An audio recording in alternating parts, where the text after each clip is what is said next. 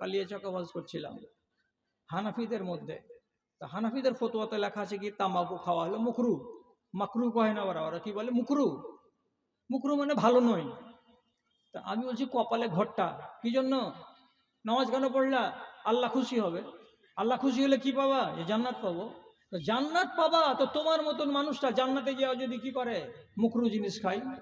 কি মুকরু জিনিস, এগুলো তো সেব, সেব তো হালাল পাক্কা, এটা তো আঙ্গুর, এটা তো খাঁটি হালাল। তো ওইখানে যদি তোমার জন্য 10 বিঘা তামাক গুনে দেওয়া যায়, আর যে বোকার মতো গন্ধ করবে ওই জিনিসগুলো তো মুকরু, তো তখন কি তুমি খাবা এই জিনিসটা? আর তুমি যেই মানুষটা নেককার জান্নাতি, তো সেই জান্নাতি মানুষটা কেন ঘৃণিত জিনিসের দিকে তাকাবে আর ঘৃণিত জিনিসের পানে মুখ বাড়াতে যাবে আর হাতে করতে যাবে? তুমি শরীফ, তোমার হাতে থাকবে পাক জিনিস, তুমি হলে জান্নাতি, তোমার হাতে থাকবে জান্নাতি ফলের নমুনা, যেগুলোকে আল্লাহ রাব্বুল আলামিন হালাল করেছেন আমার জন্য আর আপনার জন্য, সেগুলো জিনিস খেয়ে খেয়ে বাঁচেন। আপনি হারামে যাবেন কেন? হারামে যাওয়াটা নিশ্চিত জানতে হবে, এটা মানুষের নেচার, এটা হলো মানুষের ফিতরাত। যে মানুষ হারাম সেবন করে জানতে হবে ওর ইমানের ভিতরে গন্দেগি আছে, মানুষের ইমান পরিষ্কার নয়, ইমানের ভেতরে নোংরামি আছে, ইমানের ভেতরে গন্ধ আছে, ইমানটা পরিষ্কার নয়। আপনাকে জোড়হাত করে বলবো, অনুরোধ করে বলবো, আর মা বোনেদেরকেও বলবো, ইমানকে গন্দা করে, ইমানকে নোংরা করে কবরে যাবেন না। ইমানটা যদি ছোট হয়, সাইজে আকারে কম হয়, হোক, কিন্তু ইমানের গায়ে যেন ধাপ্পা না লাগে, ইমানের গায়ে যেন কোনো দাগ না থাকে, ইমানটা পরিষ্কার হয়ে থাকতে হবে। এগুলো হাই কোয়ালিটির ইমান আছে, আর এগুলো লো কোয়ালিটির ইমান আছে। জীবনে কোনো মানুষ আবু বাকারের ইমানের কম্পিটিশন করতে পারবে না, জীবনে কোনো মানুষ উমারের মতো ইমানদার হতে পারবে না, আমিও পারবো না, জানি এ কথাটা। কিন্তু এইটুকু তো পারবো যে যতক্ষণ বেঁচে আছি আমি জীবনে হারামে মুখ লাগাতে যাব না, আমি জীবনে হারাম জিনিস সেবন করতে যাব না, আমি জীবনে হারাম জিনিস গায়ে চাপাতে যাব না, হারাম জিনিস পছন্দনীয় নয়। আল্লাহ রাব্বুল আলামিন আমার যতগুলো ভাই এখানে আপনারা এতক্ষণ ধরে সে মাগরিব থেকে এসে বয়ানগুলোকে শুনলেন, এক এক এক এক করে, আপনাদের এই বয়ানগুলো যেন কাজে আসে, এটা আল্লাহর কাছে দোয়া করব। আর আপনিও আল্লাহ রাব্বুল আলামিনের কাছে দোয়া করবেন। যদি সবারই জানা থাকে তো খুবই ভালো, আর যদি সবারই জানা না থাকে তাহলে একটা কথা বলছি, যদি মুখস্থ করে নিতে পারেন মাওলানা সাহেবের কাছ থেকে এসে তো বড় ভালো হয়। মক্তবের মৌলভী সাহেব কিংবা মাদ্রাসার মৌলভী সাহেবকে এসে বলবেন, মৌলভী সাহেব দুদিন দোয়াটা আমাকে বলো তো, এই দোয়াটা দুদিন বললে আপনি শিখে নেবেন। কি দোয়াটা? আল্লাহুম্মা ইন্নী আসআলুকা মিন ফি'লাল খায়রাতে ওয়া তারকাল মুনকারাতে ওয়া হুব্বাল মাসাকিন। এর মানেটা কি? আল্লাহ আমি তোমার কাছে ক্ষমতা চাইছি, আল্লাহ আমি তোমার কাছে মুরুদ চাইছি, কিসের? ফেলাল খায়রাতে, আমি যেন ভালো কাজ করতে পারি, আমার দ্বারা যেন ভালো ভালো কাজ হয়, সে সুমতি তুমি আমাকে দান করো। আর কি? তারকাল মুনকারাতে, আমার দ্বারা যেন একটা মুনকার কাজ না হয়, আমার দ্বারা যেন একটা ঘৃণিত কাজ না হয়, এই জন্য তোমার কাছে আমি ক্ষমতা চাইছি। আর তারপরে আর কি? হুব্বাল মাসাকিন, আয় আল্লাহ আমি যেন গরিব দুঃখীদেরকে দেখে হেত পেতে না করি, গরিব দেখতে গেলে আমার যেন নাক উপরে উঠে না যায়, আমি যেন কাউকে ঘৃণা না করি, গরিব দেখতে গেলে যেন তার প্রতি আমার মায়া বেড়ে যায়, তার প্রতি যেন মহব্বত বেড়ে যায়। তিনটি কথা বলে আল্লাহ রাব্বুল আলামিনের নবী আল্লাহর কাছে দোয়া করতেন। আপনাকে জ্ঞান দেওয়ার জন্য বলছি, এইটা অন্তত আল্লাহর কাছে দোয়া করেন। আল্লাহুম্মা ইন্নী আসআলুকা মিন ফি'লাল খায়রাত, আয় আল্লাহ আমাকে ভালো কাজ করার সুমতি দাও, আমার দ্বারা যেন ভালো ভালো কাজগুলো হয়। তারকাল মুনকারাত, মুনকারকে যেন ছেড়ে দিই, এটা আল্লাহ তুমি আমাকে তৌফিক দাও। তো যদি আল্লাহর দয়া আপনার উপরে হয়ে যায়, তাহলে আপনি কত কত মুনকার কাজ করছেন, এগুলো ছাড়া পড়ে যাবে। আর কত কত আপনার দ্বারাই জঘন্য অপরাধ হয়ে যাচ্ছে, অপরাধগুলো হয়তো আর আপনার দ্বারাতে হবে না ইনশাআল্লাহ। আর যে কাজ আজ পর্যন্ত করতে পারেননি, সে কাজ আল্লাহ তাআলা আপনাকে করার হয়তো সুমতি দিয়ে দেবেন। যেমন যেমন একটা লোক ফজরের নামাজ পড়লো, পড়ার পরে ওই জায়গা তার উঠে এলো না, বসে থাকলো, জিকির করতে করতে করতে করতে সূর্য উঠে গেল। সূর্য যেমনি উঠে গেল, দেখলো হ্যাঁ সূর্য উঠে গেছে, 2 রাকাত নামাজ পড়লো, আর 2 রাকাত নামাজ পড়ে নিয়ে তারপরে একটু সামান্য জিকির করে আবার বাড়ি চলে আসছে। রাসূলুল্লাহ বলছেন, একটা ভালো কাজ করে নিয়েছো তুমি।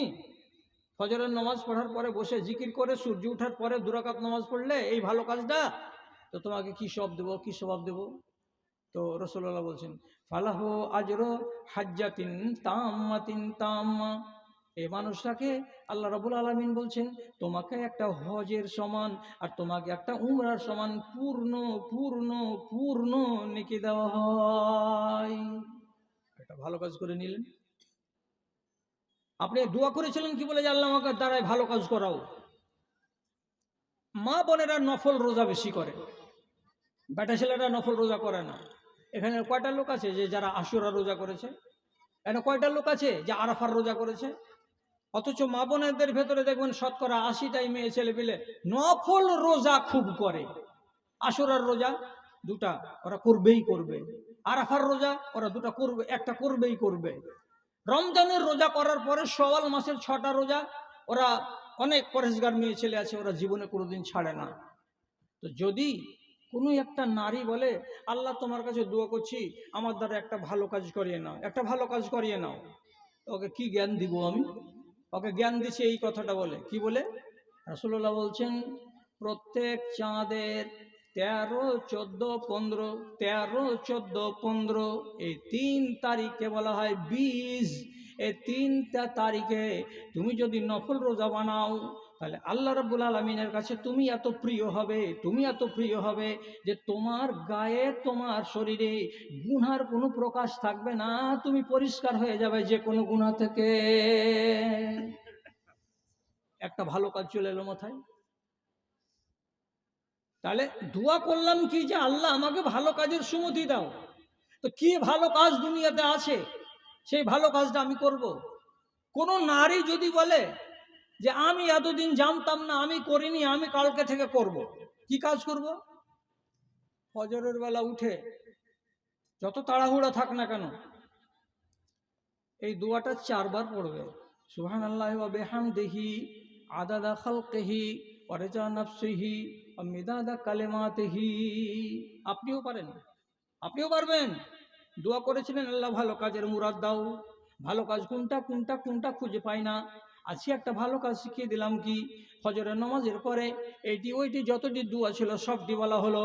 বলার পরে কোনো মহিলা বা কোনো ভাই যদি নিজের মুসাল্লাতে বসে বসে এই দোয়াটাকে 4 বার পড়ে, 4 বার পড়ে, 4 বার পড়ে, তাহলে রাসূলুল্লাহ বলছেন নিজের স্ত্রী জুয়াইরিয়াকে ডেকে আমার স্ত্রী শোনো জুয়াইরিয়া, রাত্রি 4টার সময় ফজরের নামাজ পড়ে তারপরে এখানে বসে আছো, তখন থেকে নিয়ে 4টার পরে 5টা, 5টার পরে 5:30, 1.5 ঘন্টা ধরে যত দোয়া করেছো, যত দোয়া করেছো সমস্ত দোয়াটিকে যদি এক পাল্লায় চাপানো যায়, আর এই যে 4টা কথা তুমি 4 বার বললে এটিকে আর একটা পাল্লাতে চাপানো যায়, তাহলে এই পাল্লাটা এত ভারী হবে, এত ভারী হবে যে তোমার সারাটা 1.5 ঘন্টার জিকির, এই জিকিরটাকে কোনোদিন পারবে না, কোনোদিন পারবে না। যাও, একটা ভালো কথা শিখিয়ে দিলাম, কালকে থেকে করো। মোট কথা হলো এই, নিজের গাটাকে মন্দ কাজ থেকে একটু বাঁচিয়ে রাখেন। কয়েকদিনের জীবন? 60 বছরের জীবন। হ্যাঁ, 60 বছরের জীবনটা কেটে যেতে কতক্ষণ টাইম লাগে? কেটেই তো গেল। আমি কদিন আগে বলতাম যে আমি চাকরি করে বেড়াচ্ছি, আমার চাকরিও চলে গেল, তারপরে আবার 4 বছর এমনি কেটে গেল, এখন আমি বৃদ্ধ হয়ে গেলাম। আবার কয়দিনের মাথায় কবে যে হঠাৎ করে কবরে চলে যাব, আর ফেসবুকে আপনি জানতে পারবেন যে হ্যাঁ অমুক মৌলবীটা মারা গেছে। আল্লাহু আকবার। ऐसा अमाल करो, ऐसा अमाल करो रूह की के रूह से खुशबू आए, इत्र कपड़ों में लगाने की ज़रूरत क्या है, इत्र कपड़ों में लगाने की ज़रूरत क्या है। আমল এমন করে মরেন যাতে আপনার রুহটা খুশবুদার হয়ে যায়। মরবেন তো আপনার রুহটাকে যখন ফেরেশতারা আসমানে নিয়ে যাবে তখন আপনার রুহ থেকে যেন মিষ্টি মিষ্টি মিষ্টি মিষ্টি ঘ্রাণ বেরোয়। আমলটাকে ভালো করেন বেরাদারান ইসলাম। আর আমি বাড়ছি না। আর যদি পরিস্থিতিটা এমন থাকতো যে না আমাকে বাড়তেই হবে, তাহলে আমি অবশ্য বেড়ে যেতাম। তো এতক্ষণ ধরে আপনাদের সময় কাটালাম, ভালো হলো, শুনলেন, এটাও ভালো হলো। তার চাইতে আরও ভালো কথা হলো কি, মুর্শিদাবাদওয়ালা পারলো তো আমরা কেন পারবো না? যে ওরা জালসা 12টা রাতের পরে চালাবে না কেন? যে ফজরের টাইমে আপনি জাগতে পারবেন না, তাহলে আসল জিনিসটা মার খেয়ে যাবে। তো আমরা কেন পারবো না? আজকে এখন ঘড়িতে বাজছে 1:45, এবার বাড়ি যাবেন, আরাম করবেন, বিশ্রাম করবেন, ফজরের বেলায় নামাজে হাজিরি দিবেন। এটা হলো সব থেকে বুদ্ধিমান মানুষের কাজ। এবার আপনাদের সামনে থেকে বয়ান বন্ধ করে দিলাম। যারা বাকি আছেন তারা হয়তো 2-4 পয়সা যদি দেওয়ার থাকে তো আমার হাতে দেন। আর বাড়ি যাওয়ার কালে প্রত্যেকটা ভাইকে বলছি আর প্রত্যেকটা মা বোনকে বলছি যে অন্তত পক্ষে এই জাড়ের দিনে মুরগির 3টা ডিম বিক্রি করতে গেলে 30 টাকা হয়। তো এই 30টা টাকার মানে হলো 3টা মুরগির ডিম। 3টা মুরগির ডিম বাহিরে বিক্রি না করে আজকে এখানে তোমাকে কিতাব দিচ্ছি, কিতাবটার নাম হলো রাইয়ান, 100 পাতার বই। এই রাইয়ানের মানে হলো কি, নফল রোজা কত রকমের আছে, কত রকমের নফল রোজা আছে, আপনি কয়টা করেছেন আর আপনি কতগুলো জানেন না, জীবনে করেননি। একবার তো জীবনে করতে হবে, একবার জীবনে করতে হবে। তো নফল রোজার বয়ান শুধু লেখা আছে কিতাবটার ভেতরে, 100 পাতার বইটি রাইয়ান। একখানা 30টা টাকা দিয়ে নিয়ে যান, এখানেই পাওয়া যাবে। আর আপনার বেটি, আপনার ছেলে, আপনার মেয়ে এরা যদি পড়ে আর কেউ যদি জ্ঞান পায় তাহলে আপনিও সবের ভাগিদার হবেন, আর ও তো পড়ে ভাগিদার হবেই হবে। কে আছেন যাদের মন হবে এখানে নিয়ে নেন, এই জায়গাটাতে সে নিয়ে নেন। দাও যে খুলে দিয়ে দাও। আচ্ছা, এবার আমি যখন কথা আরম্ভ করি তখন কোনো এক ভাই, কে এটা এখানে একটা ভালো টাকা দিয়ে গেছিল, মজিবুর রহমান, সেক্রেটারি, বিহিনগর, 15,000 টাকা, আলহামদুলিল্লাহ। তো উনার আলোচনাটা তখন করা হয়নি। তো এইবার এখন আপনাদের সামনে ঘোষণা দেওয়া হলো যে মুজিবুর রহমান সাহেব, সেক্রেটারি, বিহিনগর, উনি 15,000 টাকা নগদে দান করেছেন। আল্লাহুম্মা আইয়িদহু বিল ইলমি ওয়াল হিলমি ওয়া যায়্যিনহু বিল ঈমানি ওয়াত তাকওয়া ওয়া লা তুআরিজহু বিল ফিতানি ইয়া রাব্বাল আলামিন, আমিন আমিন বিরহমাতিকা ইয়া আরহামার রাহিমিন। তোমার আদেশে দিন চলে যায়। কিছু আছে নাকি লেখা টাকা? ও আচ্ছা, আব্দুল সুবহান মার্চেন্ট। আব্দুল সুবহান মার্চেন্ট কোথাও আছেন কি? কেউ যদি থেকে থাকেন, ও ভাই যদি থেকে থাকেন এদিক ওদিক কোথাও, আব্দুল সুবহান মার্চেন্ট, তো একটু দেখা করেন। তোমার আদেশে দিন চলে যায়, তোমার আদেশে দিন চলে যায়, আধার নেমে আসে রাতে, কত যে শক্তি লুকায়ে রেখেছো তোমার নিপুণ 2 হাতে। এটা বিহার পড়ছে না বাংলা? ও বিহার। বিহারে একটা ঝামেলা আছে যে বাংলা বই কেউ কিনতে চায় না। বিহারে এটা একটা অসুবিধা আছে, এরা করতে পারে কি পারে না আল্লাহ ভালো জানে। হ্যাঁ, খুব কম। ও আমি তো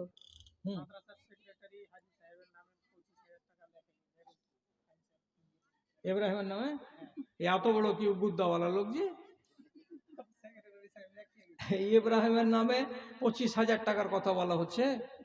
তো যদি ইব্রাহিম ওকে আল্লাহ তাআলা আওকত দিয়ে থাকে তো অবশ্যই বলবে যে হ্যাঁ আমি পারবো। তো অসুবিধাটা কোথায়? আমার কোনো অসুবিধা নেই। তো তা যখন লোকেরা বলছে এত দৌড় হাঁকছে, তুমি কতটি পারবা, তুমি তোমার মতো করে বলো।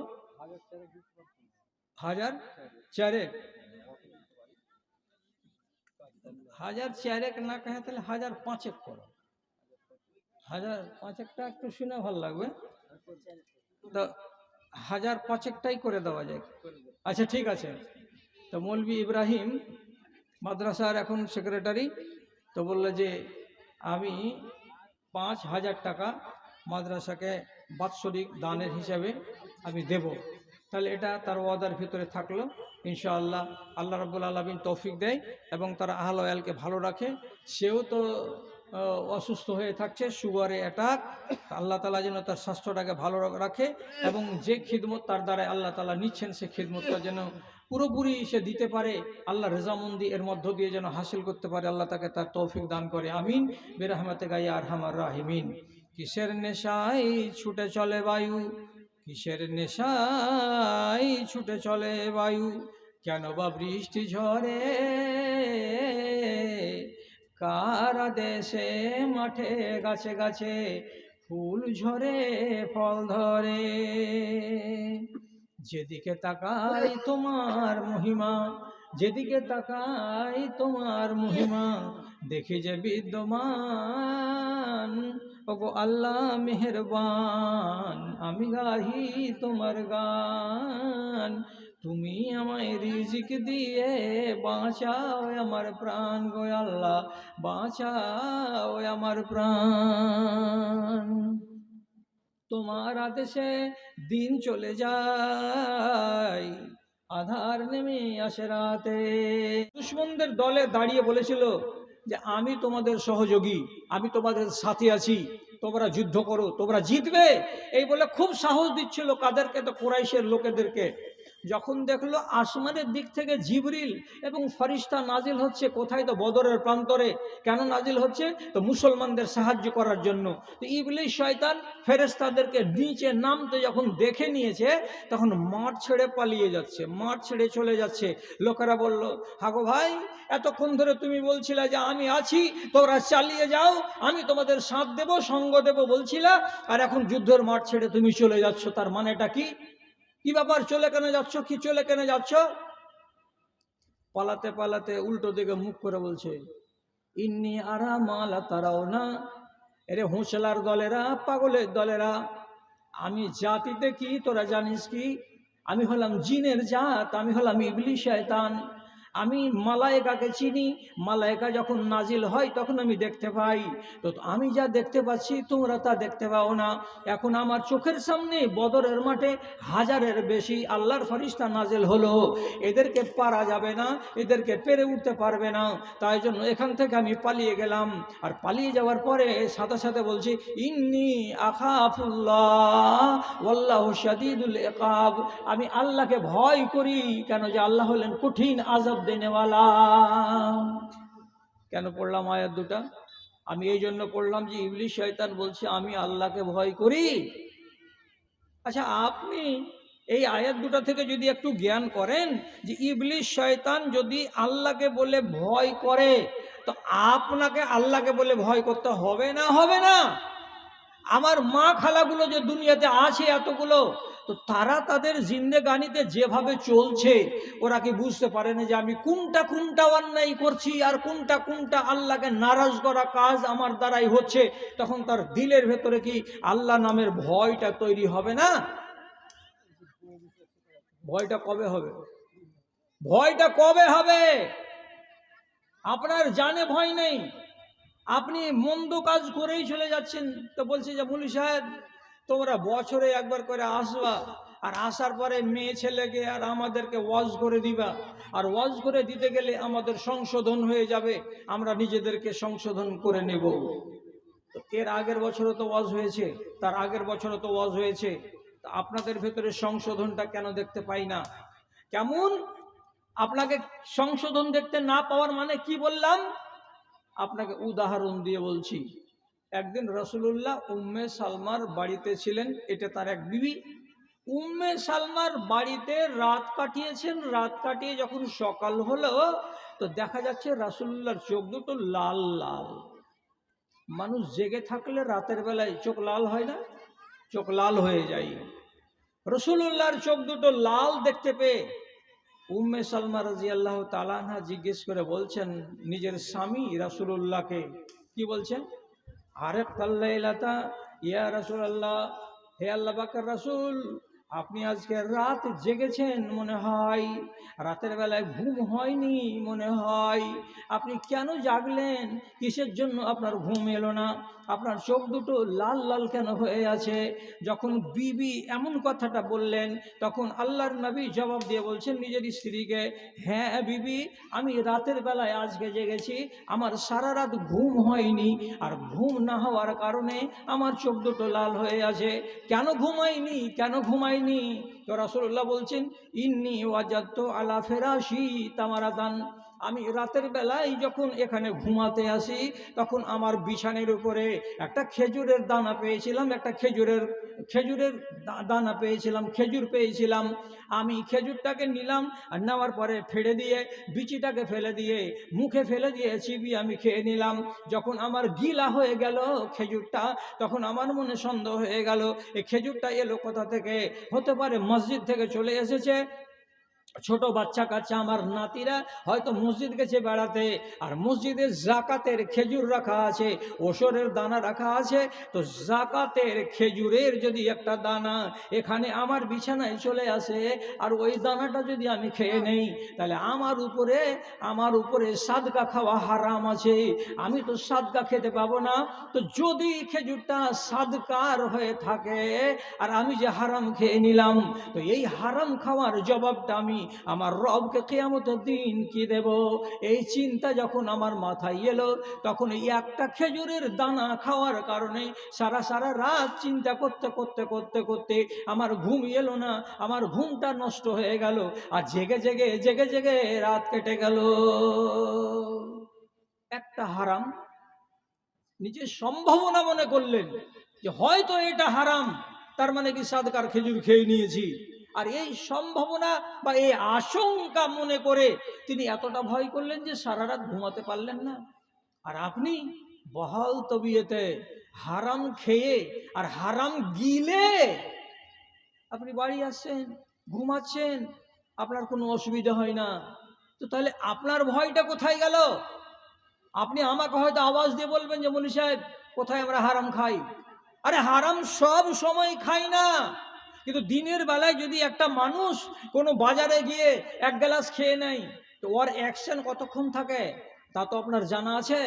ওই হালাতে যে আপনি রাত কাটাবেন, তা আপনার জ্ঞান তো আধা, আর এই আধা জ্ঞান নিয়ে আপনি যে শুয়ে আছেন, এই হালাতে যদি আপনার মরণ হয়ে যায়, তাহলে আপনি কি ইমানের মরণ মরতে পারলেন? আপনার ভয়টা কোথায়? যারা এরকম হারাম খাওয়া লোক আছে, ওরও সংশোধন লাগবে। যে মহিলা পর্দা করে না, তারও সংশোধন লাগবে। যে মানুষ সুদের সঙ্গে জড়িয়ে আছে, তারও সংশোধন লাগবে। যেই মানুষটা নমাজ পড়ে না, তারও সংশোধন লাগবে।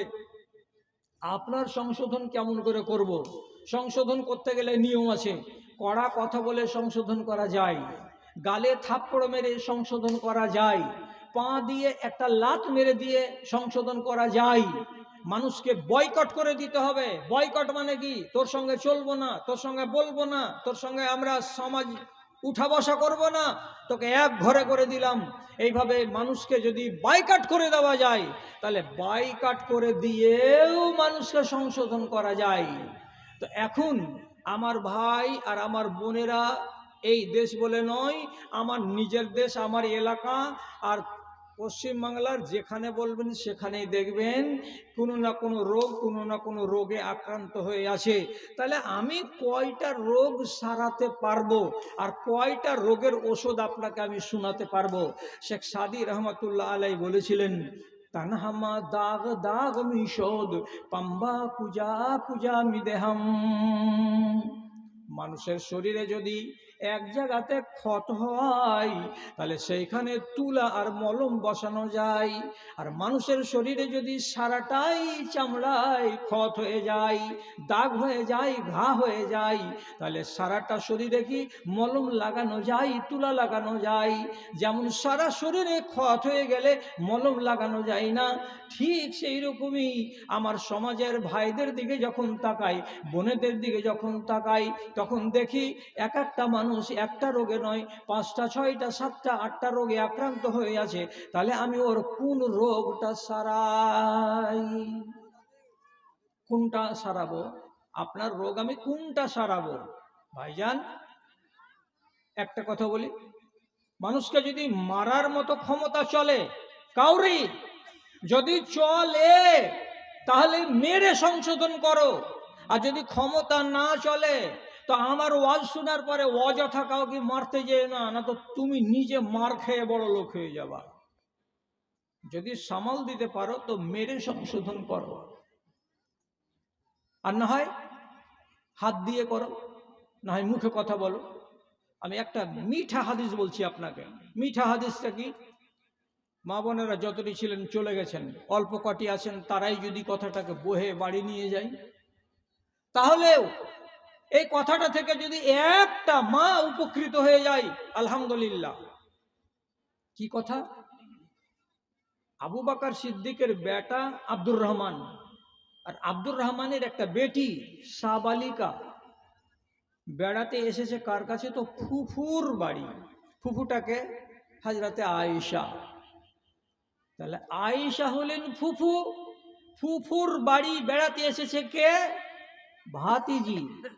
তো ভাতিজি যদি বেড়াতে এসেছে ফুফুর বাড়ি, তো ফুফু কি করছে? দেখতে পাচ্ছে। ও আলাইহা খেমারুন রাকিকুন, ভাতিজির ঘাড়ের উপরে, ভাতিজির মাথার উপরে একটা ওড়নি আছে।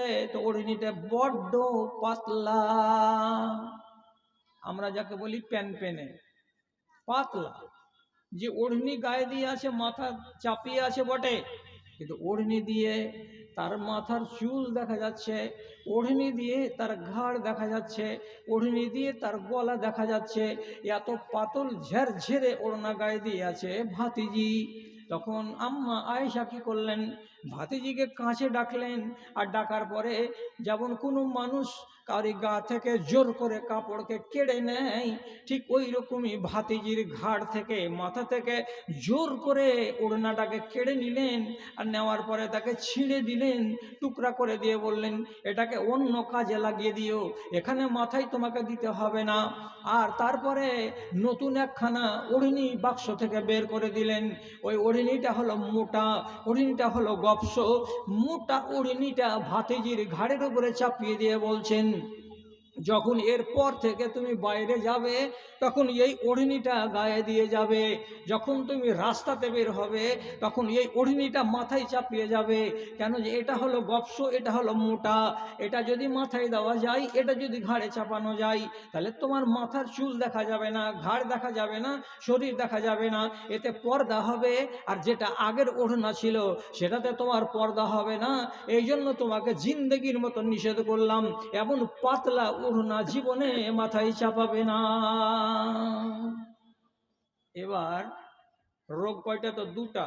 কি রোগ? আমাদের এই দেশে যতগুলো মহিলা স্কুলে লেখাপড়া করে তারা মাথায় কাপড় দেয় না, মোটেই দেয় না। আচ্ছা, আমাদের এই সমাজে কিছু কিছু মেয়ে ছেলে মাথায় ওড়নি দেয় বটে, কিন্তু ওড়নিটা মন মতো দেয় না, গলায় মাফলার পেঁচানোর মতো করে পেঁচিয়ে দেয়। এই একটা রোগ। এখন এদের সংশোধন করলেন মা আয়েশা। কেমন করে? ওই ওড়নিটাকে ঘাড় থেকে টেনে ছিঁড়ে ফেলে দিলেন, নামিয়ে দিলেন, আর একটা ওড়নি তার ঘাড়ের উপরে চাপিয়ে দিলেন। তাহলে আমি কি এবার থেকে যত জালসাতে যাব ব্যাগে করে 20 খান ওড়না নিয়ে যাব? মোটা মোটা ওড়না, গপস গপস ওড়না, আর নিয়ে গিয়ে আমি মহিলাদের মাঝে দেখব কোন মহিলা তার মাথার উপরে, ঘাড়ের উপরে পাতলা ওড়নি চাপিয়ে আছে, ওর ওড়নিটাকে টেনে দিব, আর টেনে ওটাকে ফেলে দিব, আর ফেলে দেওয়ার পরে নতুন ওড়নি ওর মাথার উপরে আমি চাপিয়ে দিব সংশোধন করার জন্য। তো তাহলে কি আমার এটা দায়িত্ব যে এইভাবে তুমি দায়িত্ব পালন করো? না, আমার কাজ হচ্ছে বলে দেওয়া, আর আপনাদের কাজ হচ্ছে এটা প্রথমে মাথায় তুলে নেওয়া, আর মাথায় তুলে নেওয়ার পরে সেই সাথে সাথে সেটাকে আবার মেনে নেওয়া। কেন? হযরত আয়েশা থেকে বর্ণিত হয়েছে একটি হাদিস, হাদিসটার প্রতি সম্মান যোগান। তাতে বলা হয়েছে কি, নেমা নিসাউল মুহাজিরিন। মা আয়েশা বলছেন, মুহাজিরিনদের মেয়েগুলো কত ভালো গো, কত ভালো গো, মুহাজিরিনদের বেটিগুলো কত ভালো গো, কত ভালো গো। কেন? আল্লাহ রাব্বুল আলামিন কোরআন মাজিদের একটা আয়াত নাযিল করলেন একদিন। কি আয়াতটা?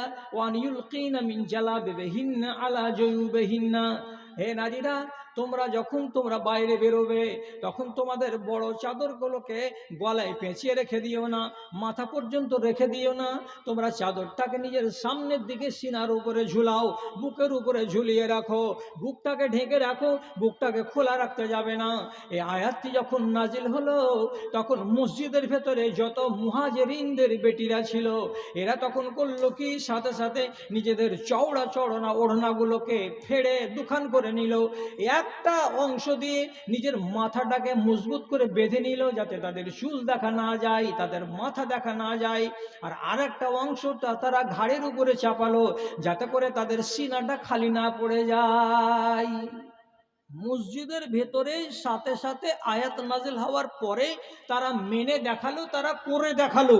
এই জিনিসটা যে ভালো ব্যবহার আর ভালো আচরণ, এ কথাটাকে সাপোর্ট করতে গিয়ে মা আয়েশা কথাটা বলেছেন, নেমা নিসাউল মুহাজিরিন, মুহাজিরিনদের বেটিগুলো কত ভালো মানুষ গো, এরা কথা মানছে, এরা কথা মানছে। এ কথাটা কার? তো আল্লাহ এবং আল্লাহর রসুলের। আচ্ছা, আজকে যদি এই যে 150টা মা বোন বসে আছে, একে আমি একটা কথা বলি, কি কথা? একটা হাদিস আছে, হাদিসটা কি? হাদিসটা লেখা আছে, এই কথাটা সহি কথা, একবারে সহি কথা।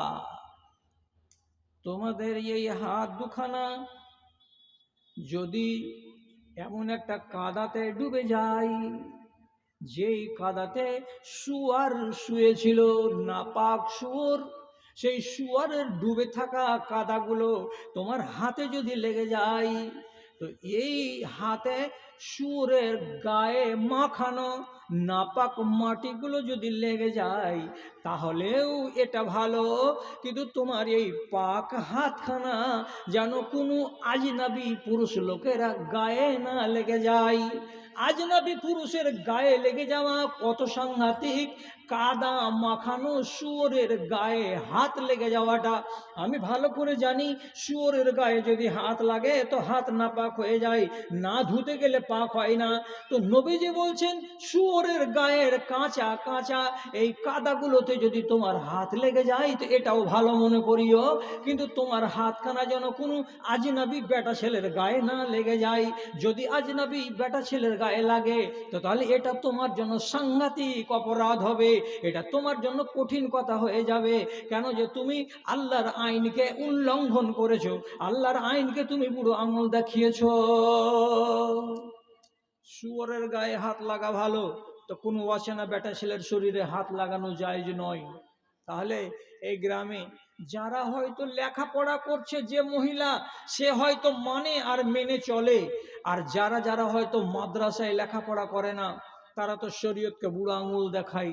প্রতিবেশীর বাড়িতে যদি বিয়ে লাগে, সর্দারের বাড়িতে যদি বিয়ে লাগে, থুবড়া খাওয়াতে গিয়ে সেদিনই বসে গেল গিদের মজলিসে, আর বসে গিয়ে জওয়ান ছেলের পিঠে হলুদ লাগিয়ে অন্যান্যরা যেমন হাত নাড়ছে আর পিঠ নাড়ছে আর মাথা নাড়ছে, তেমনি এও নাড়ানাড়ি শুরু করে দিল, হাতে হলুদ নিয়ে মাখামাখি শুরু করে দিল।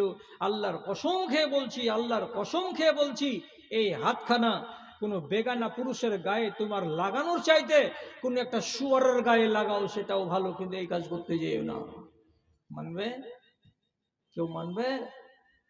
আমি যদি এই মজলিসের সমস্ত লোক চলে গেছেন, এই কটা লোককে আমি বলি, ভাই আমার, ভাই দাদা আমার, খবরদার হারাম জিনিস মুখে তুলিয়েন না। হারাম অনেক রকমের আছে, বিড়িও হারাম, খৈনিও হারাম, গুলো হারাম, তাম্বাকু হারাম, দিলাস দিয়ে পান খাওয়া হারাম, মদ খাওয়াও হারাম। এগুলো সব হারামের মধ্যে পড়ে। কোনোটা এ ক্যাটাগরির হারাম, কোনোটা বি ক্যাটাগরির হারাম, কোনোটা হয়তো সি ক্যাটাগরির হারাম, কোনোটা জঘন্যতম হারাম। মোট কথা এগুলো কিন্তু জায়েজ জিনিস নয়। মদ খাওয়া হলো কঠিন হারাম, আর জর্দা ফর্দা আবি ঝাবি এগুলো খাওয়া, এগুলো হারাম, কিন্তু অত কঠিন দরের হারাম নয়, কিন্তু না জায়েজ। এগুলো খাওয়া ঠিক নয়। কার? মুসলমানদের। আপনি কি আমার কথাটা শুনবেন? আপনি কি আমার কথাটা মেনে নিবেন? আপনাকে কতটা সতর্ক হওয়া দরকার আছে। একদম সহি হাদিস বলছি, 2.5 থেকে 3 বছর বয়সের নাতি, নাম হলো হুসাইন, হাসান আর হুসাইন।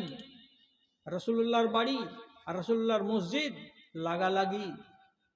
রসুল একদিন দিনের বেলায় দেখছেন তার নাতি মসজিদে খেলছে, ঘুর ঘুর করে দৌড়াদৌড়ি করছে, আর ওর মুখের ভিতরে যদি দেখছেন তো একটা খেজুরের বড় দানা, একটা বড় খেজুর মুখের ভিতরে ভরে নিয়ে ছেলেটা আস্তে আস্তে করে চিবাচ্ছে, আর ওকে খুব ভালো লাগছে।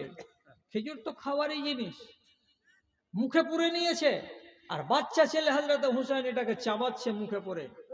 রাসূলুল্লাহ দৌড়ে এলেন, আর দৌড়ে এসে সাথে সাথে কি করলেন, এমনি করে নিজের শাহাদাতের আঙুলটাকে 2.5 বছর 3 বছরের বালকের মুখের ভেতরে ভরে দিলেন জোর করে। আর দেওয়ার পরে বলছেন কিখ কিখ ফাইন্নাহু মিনাস সাদাকাতে। ভাইজি, দাদুজি, নানুজি নিজের নাতিকে আদর করে বলছেন, কলসাতে হাত দিয়ে চিবিয়ে দেওয়া দানাটাকে রসুলুল্লাহ টেনে বার করলেন, করে জমিনে ফেলে দিলেন। আর ফেলে দেওয়ার পরে ছেলেটার দিকে তাকিয়ে বলছেন, নানু গো, দাদু গো, এই জিনিসটা তোমার খাওয়া উচিত নয়। কেন যে দানাটা হারাম, খেজুরটা হলো হালাল, এই ফলটা হারাম নয়, কিন্তু এটা হলো সাদকার। মসজিদের কোণাতে যে রাখা আছে খেজুরগুলো, এগুলো হলো সাদকার খেজুর। আর সাদকার খেজুর আমার জন্য, আমার পরিবারের জন্য হালাল নয়। আর তুমি এই হারাম জিনিসটাকে মুখে করে আছো, আর আমি নানা হয়ে দেখতে পাবো, এটা সম্ভব নয়, এটা করতে দেওয়া যাবে না। এই জন্য রসুলুল্লাহ করলেন কি, তার মুখের ভিতরে আঙুল ভরে দিয়ে খেজুরটাকে টেনে বার করে দিলেন। আর দেওয়ার পরে নিজের নাতিকে ঘাড় নেড়ে নেড়ে তাসাল্লিয়ে দিয়ে বললেন, হারাম জিনিস খেও না ভাই, হারাম জিনিস খেও না।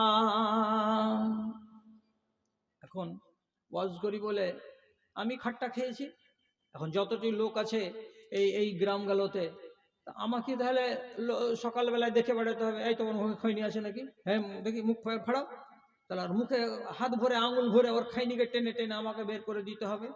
তো যতগুলো খৈনিখোর লোক আছে, আপনি কি আমাকে দায়িত্ব দিয়ে রেখেছে যে আপনার মুখের খৈনিকে আমি টেনে বার করব? রাসূলুল্লাহ একবার একটা কাণ্ড করে দেখিয়ে দিলেন, দিয়ে দুনিয়ার লোককে বলে দিলেন, হারাম জিনিস মুখে থাকতে গেলে টেনে বার করে দাও, ফেলে দাও বাইরে। এটাই হলো ইমানের জজবা, আর এটা হলো ইমানের তাগিদ। কথাটাকে আপনি মেনে নেন, কথাটাকে আপনি কবুল করে নেন, কথাটাকে আপনি গ্রহণ করে নেন। যে মৌলী সাহেব তুমি যখন বারবার করে বলছো, তাহলে বয়স তো হয়েই গেল, আর জীবনে খৈনি খাবো না। যদি খৈনিটা আমি ছেড়েই দিই, কতটি ক্ষতি হবে আপনি আমাকে বলুন তো? কয় আনা ক্ষতি হবে আপনি আমাকে শুনান তো? কোনো ক্ষতি হবে না। আর যেই কাজটা ছেড়ে দিতে গেলে আমার ইমানের লাভ আছে, আমার শরীরের লাভ আছে, তাহলে সেই জিনিসটা ছেড়ে দিতে গিয়ে আপনার জানে এত কষ্ট হয় কেন? দাদারা আমার, মজলিস তো ভেঙে দিয়েছেন, না আছে মা বোনেরা, না আছে ভাই বোনেরা, তাহলে আর অযথা আপনার সময় নষ্ট করে আমার লাভ কি? 1 ঘন্টা 5 মিনিট আমার কথা বলা হলো। আমি একটা সুন্দর কথা আর আপনাকে বলে দিই, আর দেওয়ার পরে আপনাকে বলবো যে আপনার এবার মন যদি হয়তো আপনি বাড়ি চলে যান। কি, রাসূলুল্লাহ যখন মদিনা হিজরত করে যাওয়ার পর কোবার মসজিদ নির্মাণ করে দিয়ে 12-14 দিন পরে এলেন মদিনার মসজিদের কাছে। মেহমান কে হয়েছে? মেহমান কার বাড়ি? তো আবু আইয়ুব আনসারির বাড়ি, দোতলা বাড়ি আবু আইয়ুব আনসারির। তো আবু আনসারি রসুলকে বলছেন, আল্লাহ রসুল আপনি উপরতলাতে থাকুন, আমরা নিচু তলাতে থাকবো। কেন যে কখনো লোটা ঘটির পানি যদি গড়ে যায়, পড়ে যায়, আর আপনি নিচে আরাম করবেন, আপনার গায়ে পড়ে, আপনার বিছানে পড়ে, তো আপনার জানে কষ্ট হবে। আপনি আমার মেহমান, আপনাকে আমি কষ্ট দেব না। রসুল্লাহ বললেন, না ভাই, না না না না না, এটা কাজ করিও না, আমি নিচু তলাতে থাকবো। শত শত লোক আসবে, আমার সাথে মুলাকাত করবে, আমার সঙ্গে দেখা করবে। তো এতগুলো লোক চড়ে উপরে যাবে, আবার নিচে নেমে আসবে, এত ঝামেলা করার চাইতে আমি নিচু তলাতে থাকবো, আর আমি লোকের সঙ্গে দেখা করব, কথা বলবো, এখানে আমি থাকি।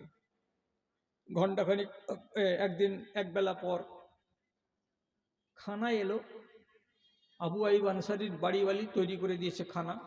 এই খানাটিকে নিয়ে আসছে প্লেটে করে, নিয়ে এসে রাসূলুল্লাহ বসে আছেন নিচু তলাতে, তার সামনে রেখে দেওয়া হলো।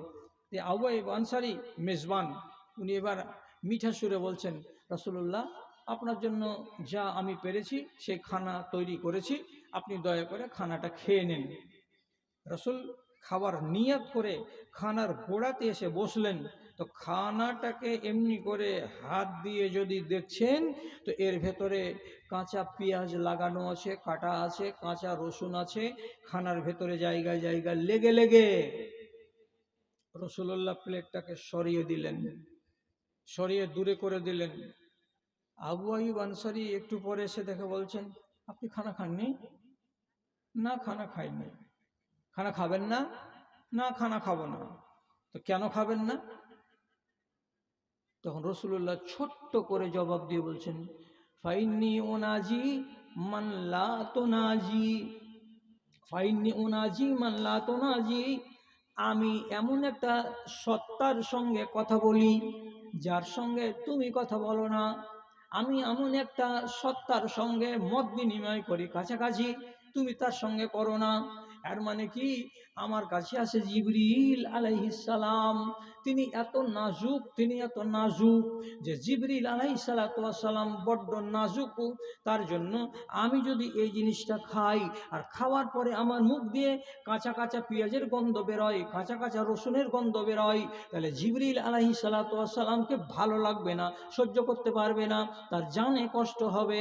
এই জন্য আমি জিবরিলকে কষ্ট দেব বলে তোমার এই জিনিসগুলো খাবো না, বরং আমি জীবনে কোনো দিন কাঁচা পেঁয়াজ এবং কাঁচা রসুন খাই না, এটা আমি নিজের উপরে নিষেধ করে রেখেছি, সুতরাং এই খানা আমি আর খেতে পারবো না।